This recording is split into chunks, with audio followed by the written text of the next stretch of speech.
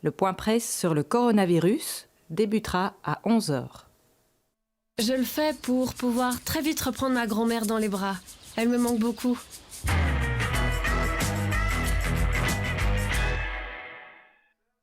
Om 11 uur start de persconferentie over het coronavirus. Ik doe het omdat ik niet nog zo'n zomer wil zonder festivals. 1 zo'n zomer is genoeg geweest.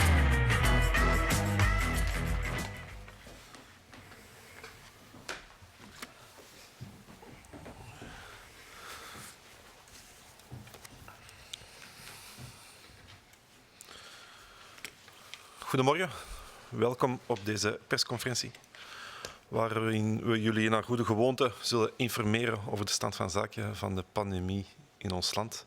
En daarvoor geef ik graag het woord aan Steven van Gucht.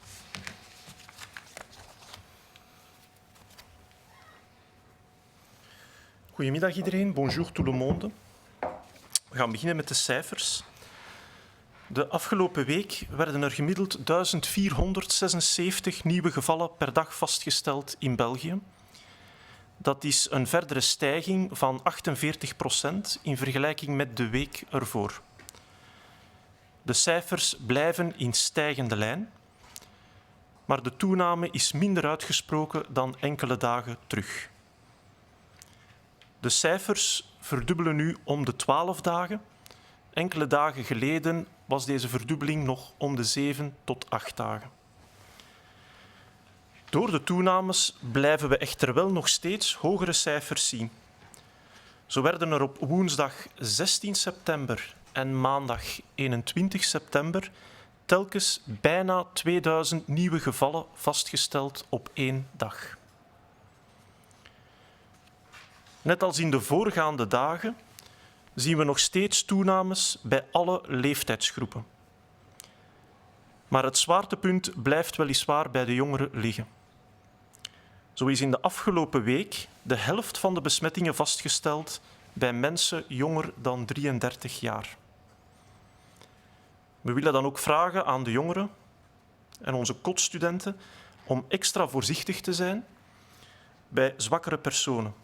Hou altijd afstand, zeker wanneer u bijvoorbeeld de grootouders gaat bezoeken in het weekend wanneer u terugkomt van op kot.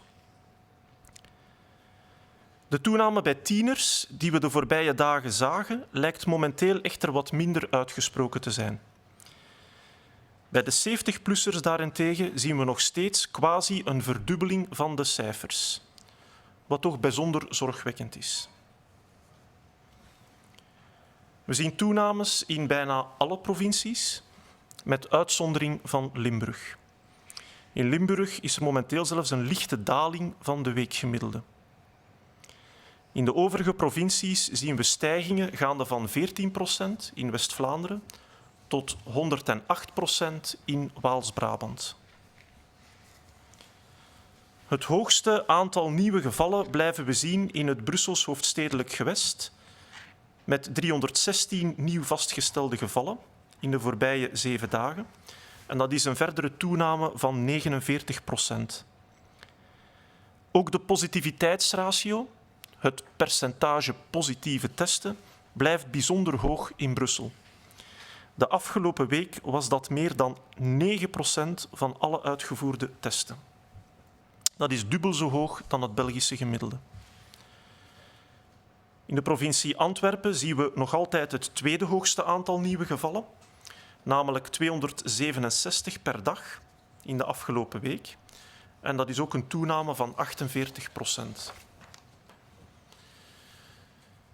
Dit wordt gevolgd door de provincie Luik, waar er de afgelopen week 208 nieuwe gevallen werden vastgesteld per dag. En dat is een toename van 55%.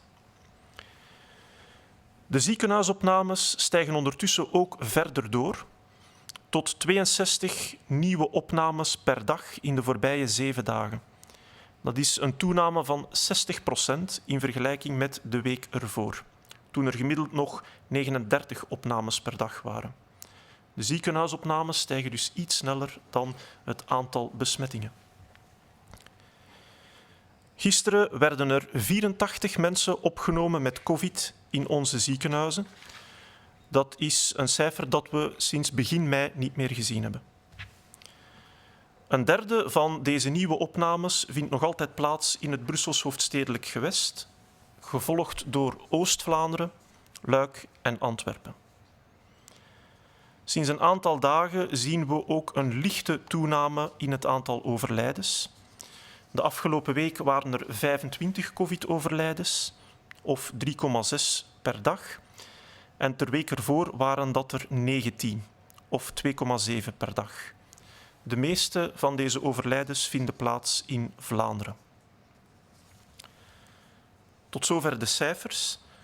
We zouden ook wat meer duiding willen geven rond de nieuwe regels rond de quarantaine. Zoals u gehoord heeft, werd op de Nationale Veiligheidsraad een aantal nieuwe maatregelen aangekondigd, waaronder een verkorting van de quarantaineduur. Wanneer u in dicht contact bent geweest met een besmette persoon, is er een reële kans dat u zelf ook besmet bent. Maar u verkeert dan nog in de zogenaamde incubatieperiode. Dat wil zeggen dat u het virus kan dragen, maar u bent nog niet ziek. Deze ziekte die treedt meestal op vanaf 2-tal dagen na het contact tot 14 dagen na het contact. Bij de helft van de mensen treden de symptomen op ergens tussen de 5e en de 7e dag na het contact.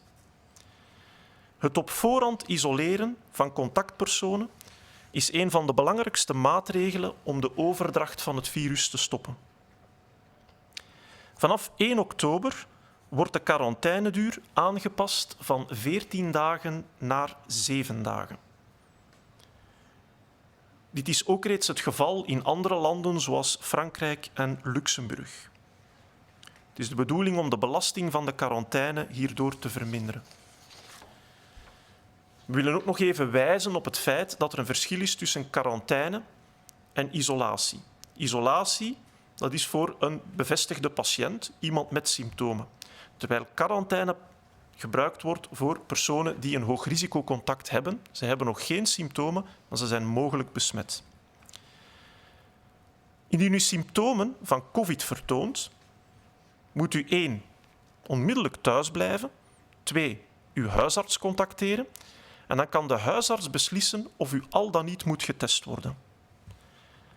Symptomen die op COVID wijzen zijn onder andere plots verminderde reuk- of smaakzin, een plots opgekomen hoest, plotse koorts, in combinatie vaak met keelpijn, of een algemeen grieperig gevoel, en dat kan een combinatie zijn van hoofdpijn, spierpijn en algemene vermoeidheid. Enkel een loopneus zonder bijkomende symptomen is onvoldoende reden om u te laten testen. Indien de test negatief is, dan hebt u geen COVID. Natuurlijk is het wel aan te raden dat u nog thuis blijft totdat u genezen bent. Dat is een algemene regel. Indien de test positief is, dan is het absoluut cruciaal dat u thuis 7 dagen in isolatie blijft. U vermijdt ook best zoveel mogelijk contact met uw huisgenoten. U zal hiervoor een medisch attest krijgen. U moet minstens 3 dagen koortsvrij zijn en de andere symptomen moeten in grote mate verbeterd zijn vooraleer u uit isolatie kan komen. Voor sommige mensen kan dit betekenen dat die isolatie langer duurt dan 7 dagen. Voor mensen die geen symptomen hebben, maar om een of andere reden toch getest worden en positief testen, geldt dezelfde regel van 7 dagen isolatie. Maar in dit geval begint die isolatie op het moment van de afname van de test. Eenmaal dat u positief getest werd, is het niet zinvol om deze test nadien nog te herhalen. De test kan immers nog meerdere weken positief blijven, zonder dat u eigenlijk nog besmettelijk bent. Dat heeft weinig meerwaarde. Hoe zit het dan met mensen die een hoog risicocontact hebben gehad? Of voor reizigers die terugkeerden uit een rode zone? Wel, deze mensen moeten in principe in preventieve quarantaine gaan. Deze preventieve quarantaine duurt 7 dagen, vanaf 1 oktober. Met een hoog risicocontact bedoelen we een nauw contact waarbij u bijvoorbeeld meer dan 15 minuten op minder dan 1,5 meter in contact bent geweest met een besmet persoon. Of wanneer u voorwerpen hebt gedeeld met een besmet persoon. Huisgenoten worden meestal ook als hoogrisicocontacten beschouwd. Zodra u via de contacttracing of via de besmette persoon in kwestie het nieuws verneemt dat u in contact bent geweest, in nauw contact bent geweest met een besmet persoon, moet u thuis blijven en gaat u in quarantaine. Die quarantaineperiode van 7 dagen zal starten vanaf de dag van het laatste contact met de besmette persoon. En ten vroegste 5 dagen na dat laatste contact kan u een test laten afnemen. Wanneer deze test negatief is, dan mag u uit quarantaine gaan zodra er minstens 7 dagen verstreken zijn sinds het laatste risicocontact. Het is wel belangrijk dat u in die week na de quarantaine extra voorzichtig bent en extra aandachtig bent voor het eventueel optreden van symptomen.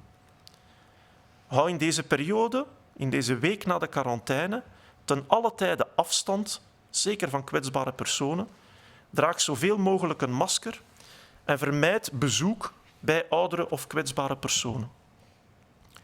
Indien er toch nog symptomen optreden, blijf dan onmiddellijk thuis en laat u opnieuw testen.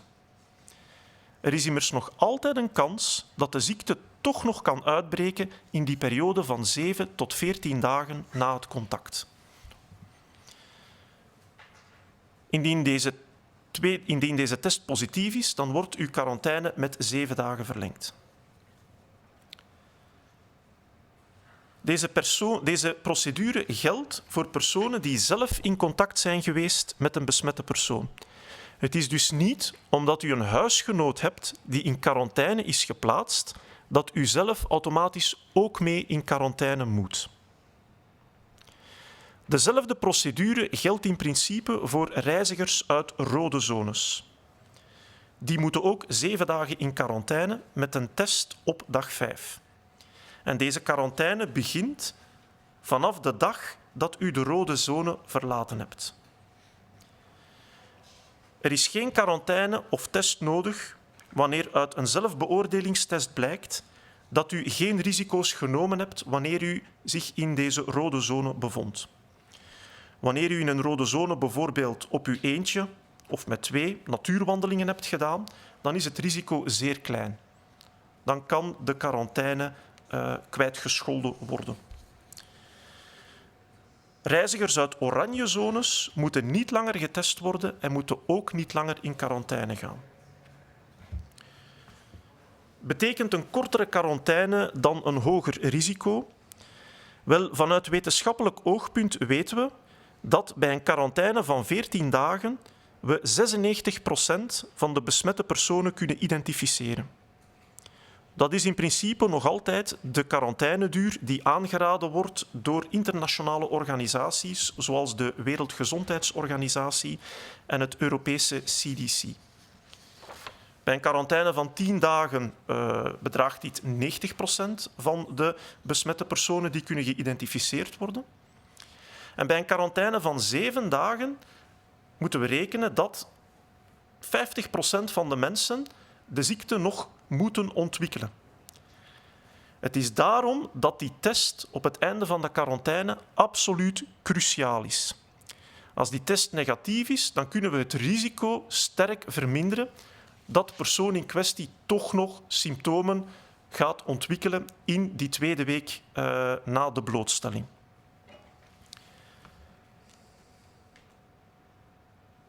Met deze nieuwe regels rond quarantaine werd geprobeerd om een beter evenwicht te vinden tussen wat wenselijk is uit wetenschappelijk oogpunt en wat beter haalbaar is voor de maatschappij. Door ons te houden aan de afspraken rond quarantaine zorgen we er met z'n allen voor dat we COVID beter kunnen bestrijden. We krijgen ook veel vragen rond quarantaine op school. Uit veel gegevens blijkt dat kinderen niet de belangrijkste verspreiders zijn van COVID. Het is ook ontzettend belangrijk dat kinderen naar school kunnen blijven gaan. Daarom zijn er bijzondere regels voor wat betreft quarantaine op school of bij kinderen.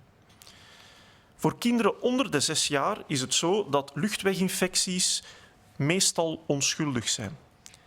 De kans dat het om COVID gaat is relatief klein. Daarom worden kinderen onder de 6 jaar meestal niet getest wanneer ze bijvoorbeeld verkoudheidssymptomen hebben. Als er een ziek kind in de opvang of in de kleuterklas is, hoeft dat niet meteen een impact te hebben op de andere kinderen. Daarentegen, als de juf of de opvoedster ziek is, moet deze wel getest worden voor COVID.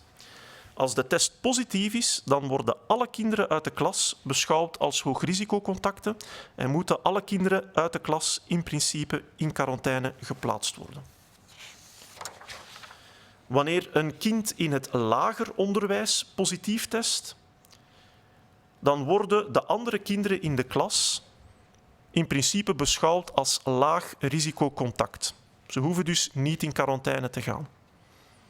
Zelfs als de leerkracht besmet is, worden de kinderen van de klas ook beschouwd als laag risicocontacten en hoeven zij niet in quarantaine te gaan. Dit is omdat in het lager onderwijs het beter mogelijk is voor de leerkracht om ten allen tijde 1,5 meter afstand te bewaren ten opzichte van de leerlingen. Voor kinderen uit het secundair onderwijs, vanaf 12 jaar, gelden in principe dezelfde regels als voor volwassenen. De mensen waarmee je in contact bent, of de personen die in contact zijn geweest met een besmet persoon, langer dan 15 minuten en binnen een afstand van 1,5 meter, worden dan als hoogrisicocontact beschouwd. Concreet kunnen dit de studenten zijn of de leerlingen die naast de besmette persoon in de klas zaten of hebben gezeten, of de goede vrienden van een besmette leerling. Indien men kan aantonen dat de andere leerlingen voldoende afstand hebben gehouden ten opzichte van de besmette persoon, worden ze als laag risico beschouwd en hoeven ze ook niet in quarantaine te gaan. Indien in uitzonderlijke gevallen blijkt dat het virus toch is rondgegaan in de klas of in de crèche, wanneer er bijvoorbeeld meer dan 1 geval optreedt in de klas, kan er door de gezondheidsdiensten een risicoanalyse gemaakt worden en kan er eventueel toch overgegaan worden tot het sluiten van de crèche of klas. Ten slotte wil ik nog benadrukken dat deze nieuwe quarantaineregels pas gelden vanaf 1 oktober. Het zijn de kleine handelingen van elke dag die het grootste verschil maken in de strijd tegen het virus. Bedankt voor jullie inspanningen.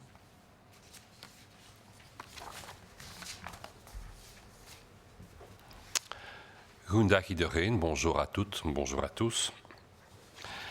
Alors les chiffres des 7 derniers jours nous montrent qu'en moyenne, il y avait 1476 nouveaux cas diagnostiqués chaque jour en Belgique, ce qui correspond plus ou moins à 50% d'augmentation par rapport aux chiffres obtenus par rapport à la semaine qui a précédé. Ces chiffres continuent donc à augmenter, mais il faut remarquer que ceci se fait plus lentement et qu'entre autres, pour donner un exemple, le doublement est actuellement de l'ordre de 12 jours, alors qu'il était encore de 8 à 10 jours il y a quelque temps. Donc il y a une certaine amélioration de ce point de vue. Malgré tout, il faut souligner qu'on diagnostique encore beaucoup de gens certains jours. Pour vous donner 2 exemples, le mercredi 16 septembre ou le lundi 21 septembre, près de 2000 nouveaux cas ont été identifiés en une seule journée. Cette augmentation est présente dans tous les groupes d'âge, mais principalement, on l'a déjà dit, dans les groupes des jeunes. Au cours de la dernière semaine, la moitié des infections ont été diagnostiquées chez des gens de moins de 33 ans. Si l'augmentation chez les adolescents, dont on a parlé il y a quelques jours, est toujours bien présente, elle semble un peu moins prononcée actuellement. Et par contre, et ça nous inquiète plus, l'augmentation continue à se manifester chez les personnes plus à risque, les personnes plus âgées, de plus de 70 ans par exemple. On l'a déjà dit, on part de plus bas, mais malheureusement, on continue toujours à doubler le nombre de cas, et c'est là que le public à risque se trouve. L'ensemble de ces données nous pousse à réitérer une recommandation qu'on a déjà faite, mais il n'est jamais mauvais de taper plusieurs fois sur le même clou, pour les jeunes entre autres, pour ceux qui vont rentrer ce week-end. Allez voir vos grands-parents, allez voir vos parents, mais prenez des précautions. Vous êtes le plus à risque d'être positif, ils sont les plus à risque d'avoir des complications, et donc il ne faut pas abandonner ces contacts, mais il faut les entourer, tout spécialement encore actuellement, de précautions bien appliquées, et vous savez quelles elles sont. Au niveau régional, on se retrouve devant le même tableau qu'il y a quelques jours, c'est-à-dire avec une augmentation qui est présente dans quasi toutes les provinces. Elle va de plus 14% en Flandre occidentale à plus 108% dans le Brabant wallon. Il faut noter qu'il y a une exception, on l'avait déjà dit il y a 2-3 jours, c'est le Limbourg. Le Limbourg qui actuellement voit une baisse de la moyenne hebdomadaire de l'ordre de 5%. Les cas sont, comme récemment, ça ne change pas, essentiellement diagnostiqués à Bruxelles avec 316 nouveaux cas, à Anvers avec 267 nouveaux cas, à Liège avec 208 nouveaux cas. Et dans toutes ces situations, on a une augmentation d'environ 50% par rapport aux chiffres de la semaine qui a précédé. Je pense qu'il y a à insister sur le cas de Bruxelles où effectivement, durant la dernière semaine, on a obtenu un taux de positivité dans les tests pratiqués qui est entre 9 et 10%, ce qui est le double de la moyenne nationale. Et donc très clairement, tout spécifiquement dans Bruxelles, la circulation du virus est encore extrêmement présente. Au niveau des admissions à l'hôpital, nous avons une augmentation de 60%, donc un peu plus que celle des nouveaux cas. Nous atteignons actuellement 62 nouvelles admissions par jour. Si on se compare, si on se base sur la moyenne des 7 derniers jours, avec un pic hier de 84 nouvelles admissions. C'est le taux le plus élevé que nous ayons rencontré dans notre pays depuis le début du mois de mai. Et je pense qu'il faut le signaler, entre autres à ceux qui pensent qu'il n'y a pas d'impact de l'infection sur les gens à risque. Un tiers des nouveaux cas sont enregistrés dans la région de Bruxelles-Capitale, suivi de la Flandre orientale, de Liège et d'Anvers.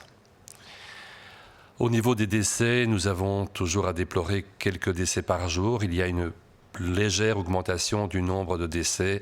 Celle-ci est plus prononcée actuellement en Flandre que dans la partie wallonne du pays.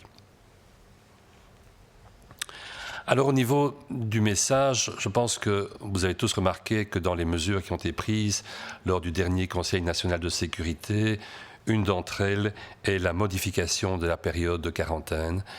Nous avons beaucoup de questions là-dessus, nous avons beaucoup de questions par rapport aux écoles et donc c'était l'occasion de refaire un point global sur ce que est l'isolement et la quarantaine.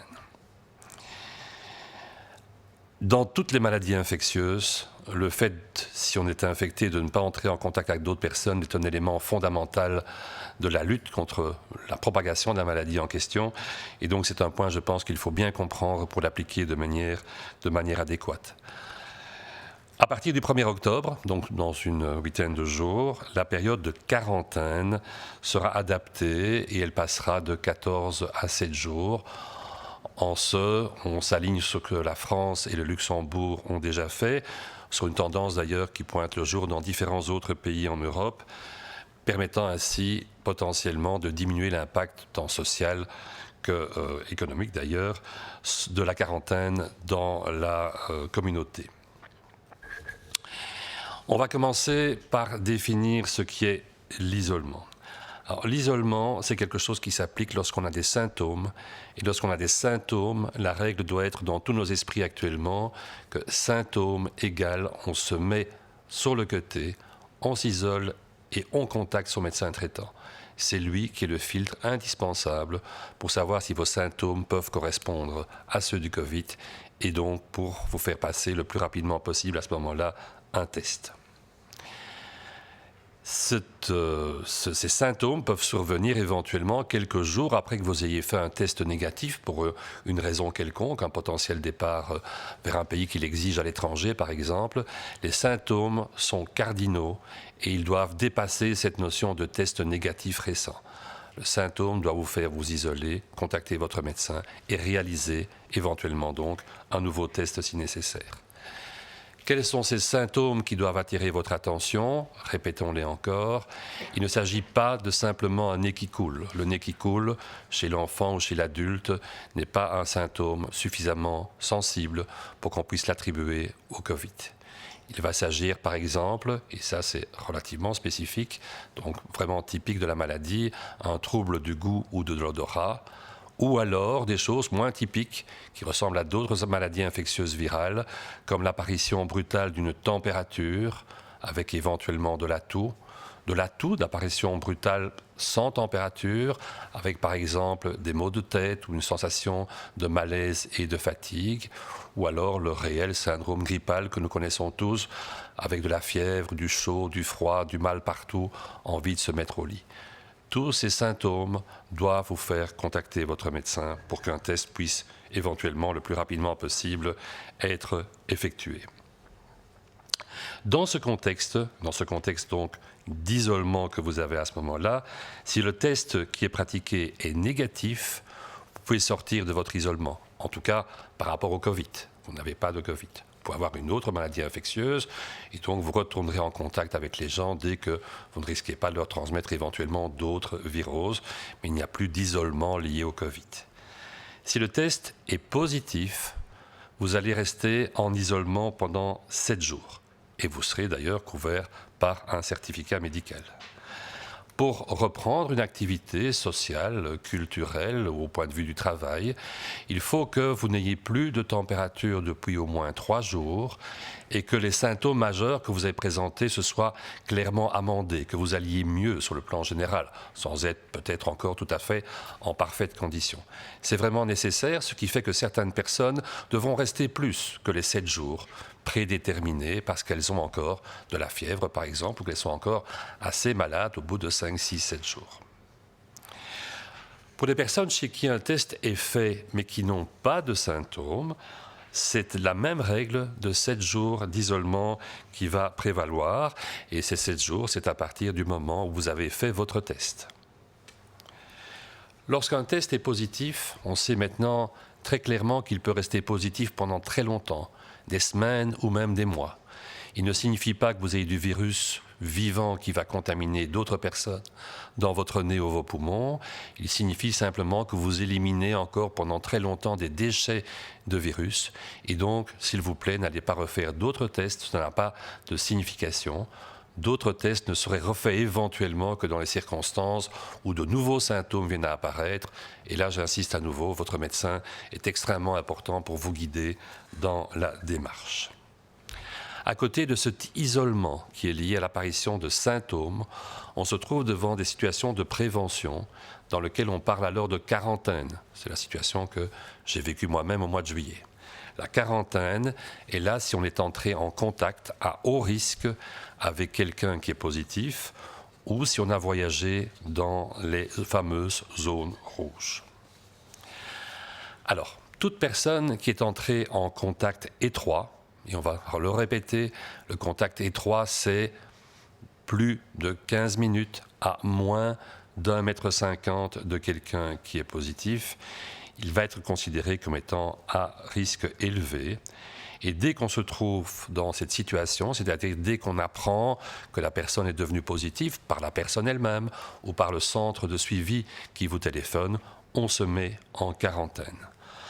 On se met en quarantaine soi-même. On ne met pas en quarantaine une personne avec laquelle on est, par exemple, en tant qu'étudiant, colocataire. C'est soi-même qui est en quarantaine. C'est la personne elle-même contactée ou qui a été contactée par le centre de tracing. On va, durant cette quarantaine, donc s'isoler comme dans un isolement et on va pratiquer au 5e jour un test. Donc il est bon que vous arrangiez les choses déjà à l'avance pour pouvoir avoir un rendez-vous. Et au 5e jour, on va faire un test, le fameux frottis, pour voir si oui ou non on est porteur de virus. Si ce test est négatif, on peut sortir de quarantaine au 7e jour. On espère qu'un test fait à J5 vous soit bien obtenu à J7. Cependant, il faut garder les précautions et on va discuter ça plus en détail dans quelques instants. Il ne faut pas faire n'importe quoi parce qu'on est tout content d'avoir un test négatif et qu'on sort de quarantaine à J7. Il restera encore une période de 7 jours pendant laquelle un risque existe et pendant lequel on va vous demander, en retrouvant votre vie par ailleurs, d'appliquer particulièrement strictement les mesures de précaution que l'on connaît bien, se laver les mains, rester à distance des gens les plus fragiles, porter un masque si nécessaire, et ainsi de suite. Les fameuses règles d'or qu'on a déjà dit à de multiples reprises. Si votre test, bien sûr, est positif lorsqu'on le fait au 5e jour, à ce moment-là, vous entrez dans la même situation qu'un isolement, puisque vous êtes porteur du virus. Et donc, on va poursuivre la période où vous êtes sorti de la société de 7 jours d'isolement, avec la même règle. Si des symptômes apparaissent à ce moment-là, eh bien, il faut attendre qu'ils soient amendés et qu'il n'y ait pas de température éventuellement. On l'a déjà dit, c'est à vous que la quarantaine s'applique et pas à la personne qui est avec vous. Grosse différence par rapport à une situation d'isolement. On vient de parler pour les contacts à haut risque, mais ceci est aussi valable pour les retours venant de zones rouges. Dans ce contexte de zone rouge, vous savez que vous devez remplir un document, le fameux PLF. Et ce document, lorsque vous le remplissez, eh bien, il constitue, si on peut dire, puisque vous le faites le jour où vous partez, le moment où commence votre période de quarantaine. Vous sortez du pays en question ce jour-là. Et donc, la quarantaine de 7 jours, on l'a dit, s'applique à partir du moment où vous remplissez le document, où vous arrivez en Belgique, ce qui est à 24 heures près, à peu près la même chose. Ce document va être complété dans les jours qui viennent d'un certain nombre de questions supplémentaires qui permettront de mieux établir si vous avez couru un réel risque. On l'a assez dit, le fait d'être en zone rouge veut dire qu'il y a plus de virus qui circulent autour de vous dans la population, mais l'importance, ce n'est pas seulement où on est, mais c'est surtout ce que l'on a fait. Et en fonction, effectivement, du fait d'avoir fréquenté des discothèques ou des restaurants bondés versus de s'être promené dans la campagne loin de tout le monde, le risque ne sera évidemment pas le même. Le fait d'avoir rempli ce document dans les jours qui viennent permettra à partir de début octobre d'avoir une bonne estimation de votre risque et d'éventuellement ne pas devoir entrer en quarantaine. Soulignons le fait que les gens qui reviennent de zones orange ne doivent plus être testés et ne doivent donc pas se mettre en quarantaine. Ils doivent, comme tout le monde, faire attention, mais la densité de l'infection actuellement dans notre pays nous rend assez semblable aux zones en question. Insistons sur le fait que tout ça s'applique soit à des voyages, on l'a dit, soit au fait d'avoir été proche de quelqu'un, trop proche de quelqu'un, en dehors bien sûr de notre zone de contact pour laquelle nous pouvons être plus proches.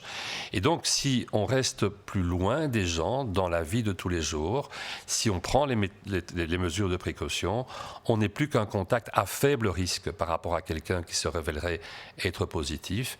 Et un contact à faible risque ne doit pas se mettre en quarantaine. Donc, gardez vos distances, c'est un avantage supplémentaire à ce moment-là. Vous pourriez vous poser la question, est-ce que ces nouvelles mesures font courir un risque? Est-ce qu'on ne simplifie pas en prenant un risque de santé publique? Alors, ce qu'il faut savoir, c'est que d'un point de vue purement scientifique, on constate que 96% des personnes qui vont être symptomatiques sont identifiées pendant la fameuse quarantaine de 14 jours. On atteint presque, si on peut dire, une perfection au niveau scientifique. Si on ramène cette quarantaine à 10 jours, on couvre encore 90% des cas, ce qui n'est pas mal. Vous me direz, alors avec 7 jours, qu'a-t-on? Eh bien, avec 7 jours, ce n'est pas aussi bon. Soyons honnêtes, avec 7 jours, on ne couvre qu'une grosse partie des cas, mais on pourrait éventuellement laisser échapper 40 à 50% des cas. Alors, Que fait-on pour éviter justement d'être aussi inadéquat? Eh bien, on rend, et c'est extrêmement important, il faut extrêmement important de le faire, excusez-moi, on rend nécessaire le fait de faire un frottis. Et c'est ce frottis au J5 qui permettra de vérifier le mieux possible que vous n'êtes pas au moment où il y a beaucoup de virus qui commencent à apparaître, mais que vous-même, vous n'êtes pas encore symptomatique. Ce frottis à J5 est fondamental pour que l'application de la quarantaine de 7 jours puisse être un outil valable diminuant la transmission du virus.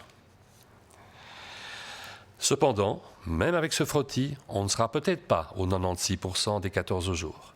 Et donc, on vous demandera de continuer à faire attention, à vous surveiller pour vérifier que des symptômes, on en a assez parlé de quels symptômes il s'agissait, n'apparaissent pas.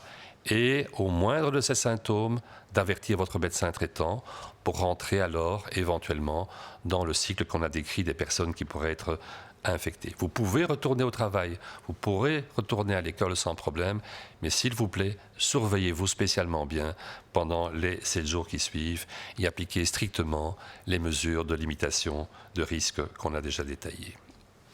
Ce qu'on espère fondamentalement, c'est qu'avec une mesure peut-être un peu moins efficace sur le plan scientifique, un peu moins rentable pour attraper tout le monde, on puisse surtout mieux la faire appliquer.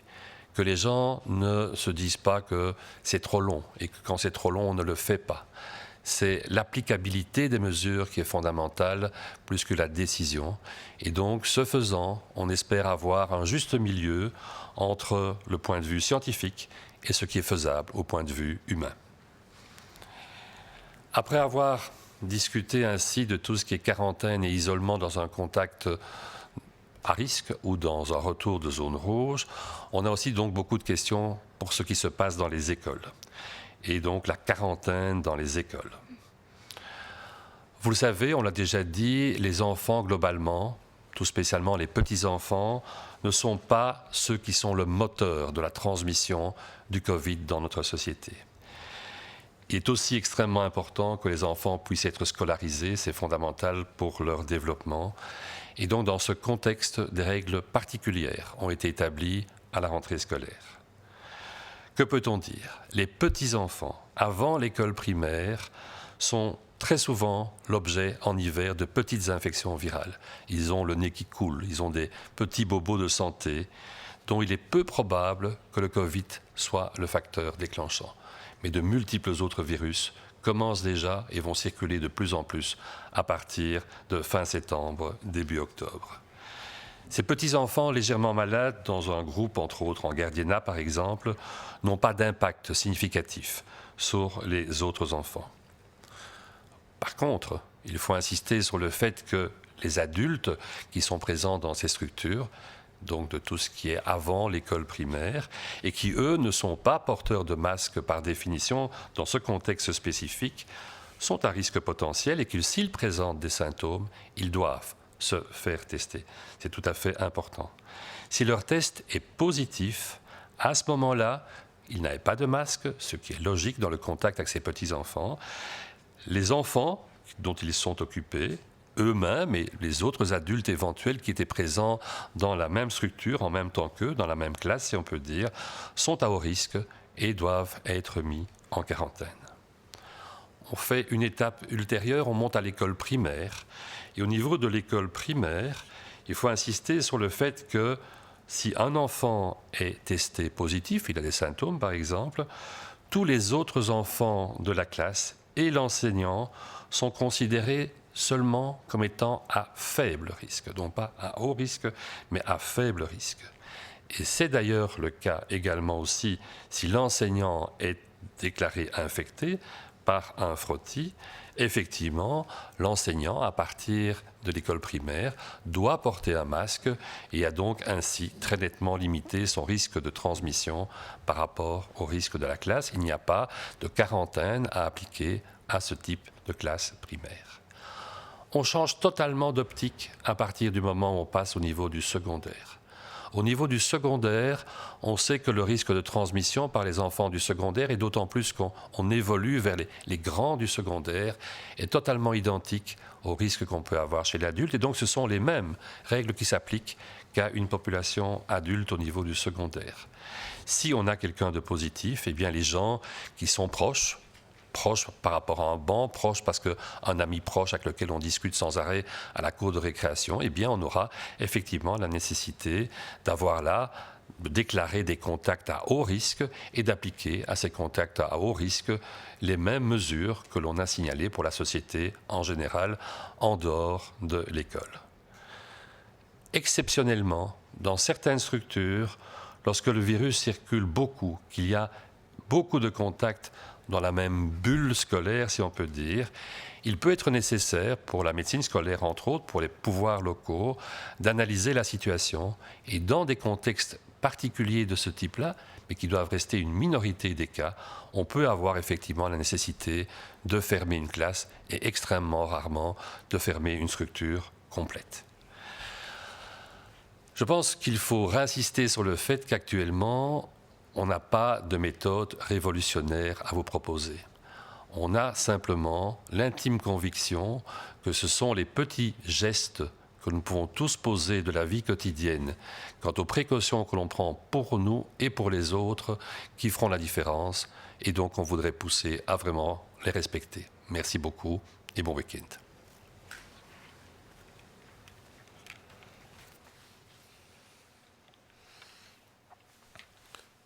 Goedemiddag.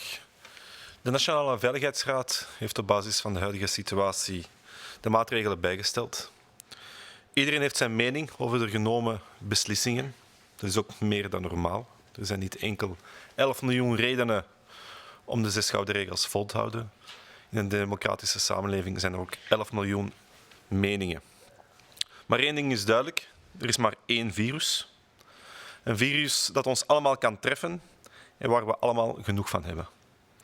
Maar onze gezondheid en deze van onze dierbaren laten het niet toe om het virus te negeren. In maart, april, mei was er een heel sterke samenhorigheidsgevoel. En zijn we er samen in geslaagd om de curve af te vlakken. Veel hadden gehoopt, gedacht, dat we na deze sterke collectieve prestatie ook verlost zouden zijn van het virus. Maar het virus is sneller teruggekeerd dan we allemaal hadden gehoopt. Velen onder ons zijn het dan ook grondig beu.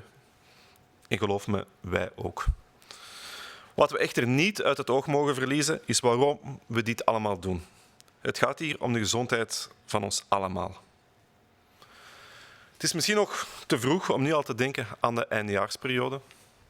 Een periode vol met traditie. En één van deze tradities is dat we elkaar in het begin van het nieuwe jaar een goede gezondheid toewensen. Als we dit elkaar elk jaar toewensen, laten we ons er dan ook naar handelen en ons gedrag aanpassen. Zorg ervoor dat deze wensen niet betekenisloos worden. Laat merken dat we het echt geven om elkaar en om elkaars gezondheid. En deze van je familie, je vrienden, je collega's, je sportgenoten, je studiegenoten enzovoort. Want het virus is er niet vriendelijker op geworden. Het virus blijft jammer genoeg dagelijks slachtoffers maken. Dat blijkt vandaag nogmaals uit de cijfers. De komende maanden zal het virus nog aanwezig blijven in onze samenleving. De beslissingen van de Nationale Veiligheidsraad moeten het mogelijk maken voor iedereen om dit vol te houden op lange termijn. Het geeft iedereen stabiliteit in deze vreemde situatie. Deze stabiliteit moet ons de motivatie geven om de 6 gouden regels als gewoonte toe te passen in ons dagelijks leven.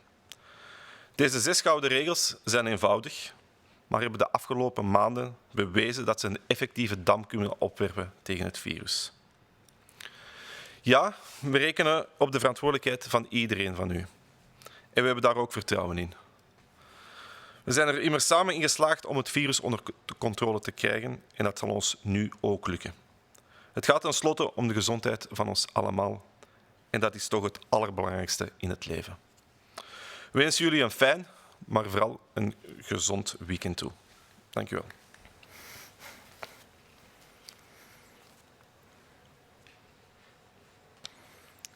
Bonjour à tous, bonjour à toutes. Le Conseil national de sécurité a adapté mercredi les mesures en vigueur sur base de la situation épidémiologique actuelle. Tout le monde peut avoir un avis sur ces décisions et c'est tout à fait normal. Il n'y a en effet pas seulement 11 millions de raisons de respecter aujourd'hui les règles d'or, mais il y a aussi dans notre société démocratique 11 millions d'opinions. Malheureusement, il n'y a qu'un seul virus. Et ce virus peut toucher tout le monde. Et nous en avons tous assez. Mais notre santé et celle de nos proches ne nous permet pas de baisser les bras. En mars et avril, nous avons tous ressenti un très fort sentiment de solidarité. Et nous avons réussi ensemble à aplanir la courbe. Beaucoup d'entre nous avons pensé, espéré, qu'après cet effort collectif important, nous en aurions fini avec ce virus. Malheureusement, le virus est revenu plus rapidement que prévu. Beaucoup d'entre nous en ont assez, et croyez-moi, nous aussi. Mais ce qu'il ne faut absolument pas perdre des yeux, c'est le pourquoi. Pourquoi nous faisons cela? Et nous le faisons pour notre santé. S'il est un peu tôt maintenant pour penser aux fêtes de fin d'année, nous allons quand même attirer l'attention sur ces traditions que nous vivons généralement en fête de fin d'année, des traditions familiales, sociales. Et lors des vœux de Nouvel An, nous avons l'habitude de nous souhaiter une bonne année, mais surtout une bonne santé. Si chaque année, nous formulons ces vœux pour nos familles, pour nos amis, alors aujourd'hui, agissons en conséquence. Montrons maintenant, réellement, que nous nous soucions de la santé de nos proches, de nos amis, de nos collègues. Parce que le virus, il n'est pas devenu plus gentil. Le virus continue, malheureusement, chaque jour, à faire des victimes, et les chiffres le montrent encore et toujours. Dans les prochains mois, le virus sera toujours présent dans notre société. Nous le savons maintenant. Les décisions du Conseil national de sécurité rendent possible pour chacun de continuer à tenir bon sur le long terme. Les 6 règles d'or, qui sont les bases de ces décisions, nous permettent une certaine stabilité, nous donnent cette stabilité dans ces moments difficiles. Et cette stabilité nous donne la motivation nécessaire pour adopter ces règles d'or comme des habitudes dans notre vie quotidienne. Ces règles d'or sont simples, mais nous le savons, ces derniers mois, ces règles d'or ont été efficaces pour contrôler la propagation du virus. Alors oui, nous comptons sur la responsabilité de chacun, sur les efforts collectifs, sur le respect de chacun. Et nous le faisons parce que nous avons confiance en vous. Nous avons confiance en nous. Nous savons que nous avons déjà réussi à contrôler la propagation du virus et nous allons encore réussir à le faire. Il en va finalement de notre santé et c'est quand même la chose la plus importante dans notre vie. Nous vous souhaitons à tous un agréable week-end et nous nous retrouverons lundi prochain. Nous allons d'abord passer à une question, je pense, qui nous a été donnée par un journaliste. On dit de plus en plus souvent que le virus se propage principalement par l'air et via les gouttelettes, et moins par les surfaces. Est-il toujours judicieux de désinfecter les caddies de supermarché, étant donné que nous portons des masques? Je pense que ce virus qui nous est encore en partie inconnu, on sait quand même plus de choses. Et effectivement, je pense qu'actuellement, on établit que la majorité de la transmission se fait par des gouttelettes, qu'accessoirement, dans certaines circonstances, elle peut se faire par des aérosols et que l'importance des contacts avec des surfaces sur lesquelles les gouttelettes peuvent perdurer avec du virus pendant un certain temps ne couvre qu'un pourcentage assez faible. Alors assez faible, est-ce 10, est-ce 15, est-ce 20%, on ne sait pas exactement, mais probablement moins que ce que l'on pensait ou craignait au mois de mars et avril, par exemple. S'il s'agit d'un pourcentage faible, il ne s'agit pas d'une absence de transmission, et donc les surfaces peuvent continuer à être un élément de transmission du virus chez certaines personnes. Dans la mesure où, au niveau des magasins, On se protège, par exemple, au niveau du visage, par les masques. On va diminuer la contamination, bien sûr, du milieu autour de nous, que ce soit les rayonnages, les produits ou le caddie que l'on a devant soi. Ceci étant, il faut insister sur le fait que tout le monde n'a pas un masque tout le temps, entre autres dans sa voiture pour arriver au grand magasin, que tout le monde ne se désinfecte pas les mains dans sa voiture ou à l'entrée du grand magasin, et que donc si on a toussé dans ses mains parce qu'on était devant personne dans sa voiture et qu'on prend le caddie après, il existe un risque faible, insistons, mais potentiel d'infection. Donc, ne fantasmons pas, ceci n'est pas un risque majeur, mais désinfecter le caddie ou, ce qui est tout aussi bien, se désinfecter les mains avant et après d'avoir fait ses courses, et ça reste fondamental. Il faut le faire d'ailleurs, se désinfecter les mains avant et après est quelque chose de plus important encore.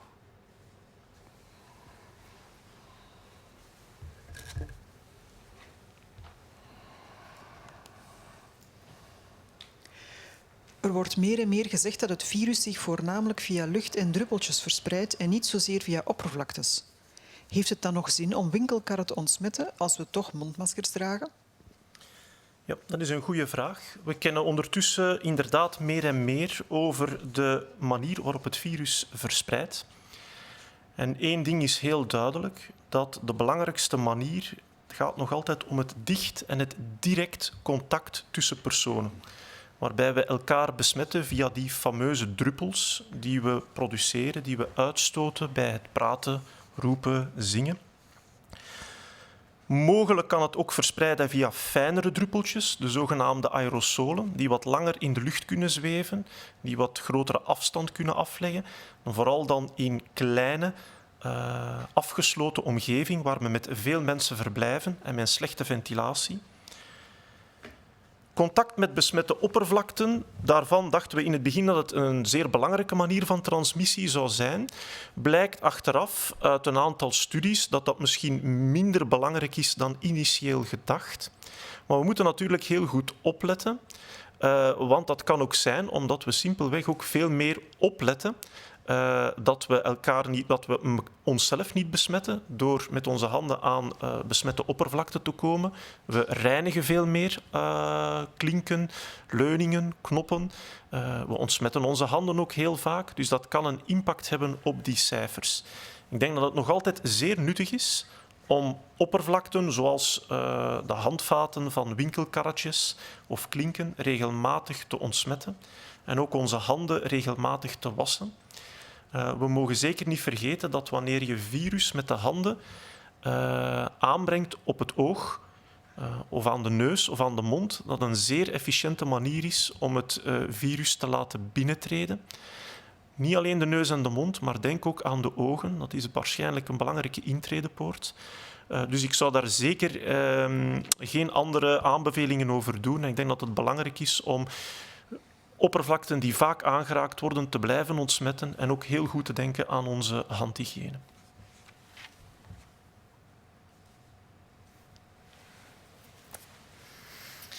Merci. Merci à tous d'avoir suivi ce point d'information. On se retrouve donc lundi à 11h pour le prochain point de presse. D'ici là, continuons à prendre soin les uns des autres et profitons de ce week-end qui s'annonce automnal. Bon week-end.